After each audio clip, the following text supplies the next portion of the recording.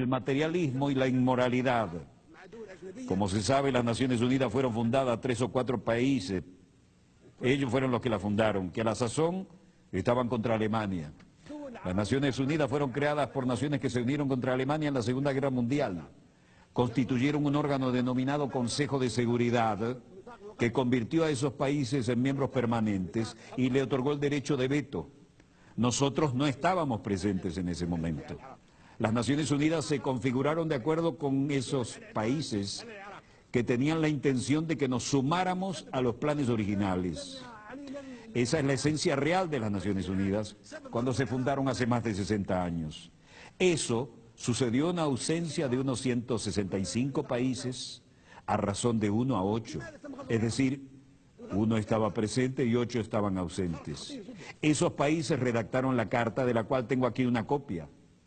Al leer la Carta de las Naciones Unidas, se puede constatar que el preámbulo de la Carta difiere de sus artículos. ¿Cómo surgió la Carta?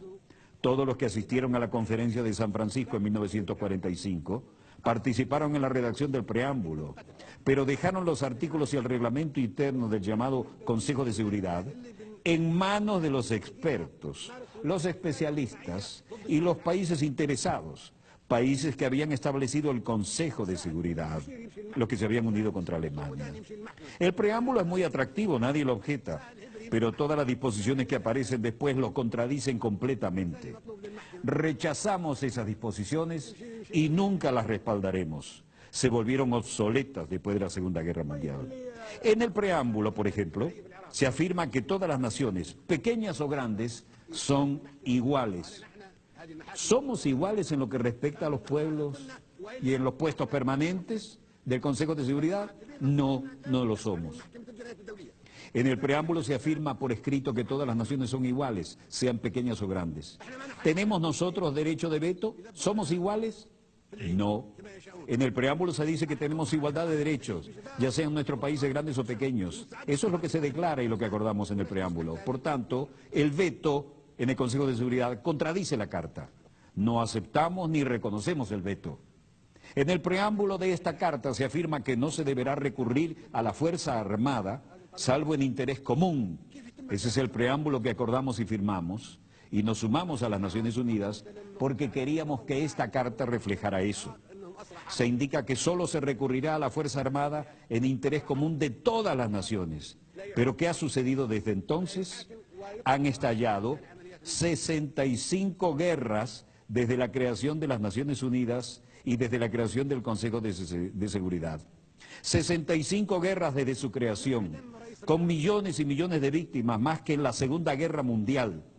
¿Acaso en esas guerras, así como la agresión y la fuerza se utilizaron en esas 65 guerras, responden al interés común de todos nosotros representados aquí? No. Esas guerras se llevaron a cabo en aras de los intereses de 1, 3 o 4 países, pero nunca de todas las naciones. Hablaremos acerca de si esas guerras respondían al interés de un solo país o de todas las naciones. Esto contradice de manera flagrante la Carta de las Naciones Unidas que firmamos, y a menos que actuemos de conformidad con esta Carta de las Naciones Unidas que acordamos, lo rechazaremos y no temeremos hablar con nadie en términos que no sean diplomáticos. Ahora hablamos del futuro de las Naciones Unidas. No debe haber hipocresía ni diplomacia, porque se trata de la cuestión importante y vital del futuro del mundo, del planeta. La hipocresía dio lugar a estas 65 guerras que han estallado desde la creación de las Naciones Unidas.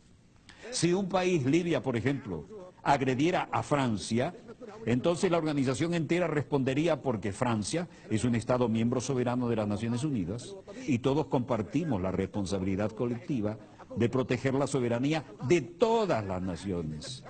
Sin embargo, se han emprendido 65 guerras de agresión sin que las Naciones Unidas hayan hecho algo por impedirlas. Otras 8 grandes guerras violentas cuyas víctimas suman unos 2 millones de personas han sido emprendidas por Estados miembros que disfrutan de los poderes de veto en el Consejo de Seguridad.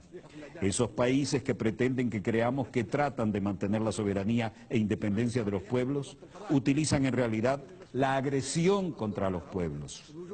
Ingresamos a las Naciones Unidas porque pensamos que éramos iguales, solo para comprobar que un país puede objetar todas las decisiones que adoptemos todos en la Asamblea General. ¿Quién le dio a los Estados miembros permanentes del Consejo de Seguridad esa condición?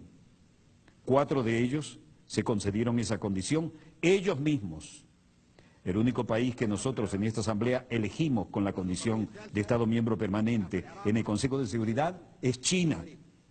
Ello se hizo democráticamente, pero los demás puestos nos los impusieron de manera no democrática a través de un procedimiento dictatorial llevado a cabo en contra de nuestra voluntad y no debemos aceptarlo. La reforma del Consejo de Seguridad que necesitamos no es la de un aumento del número de miembros, lo que solo empeoraría las cosas para utilizar la expresión común. Sencillamente perpetuaría la proliferación de la superpotencia. Por consiguiente, rechazamos que se aumente el número de puestos permanentes. La solución no es contar con más puestos permanentes, lo que sería muy peligroso. Aumentar las superpotencias aplastaría a los demás pueblos de los países pequeños, vulnerables y del tercer mundo, que se están agrupando en lo que denominamos el grupo de los 100. 100 países pequeños que se unen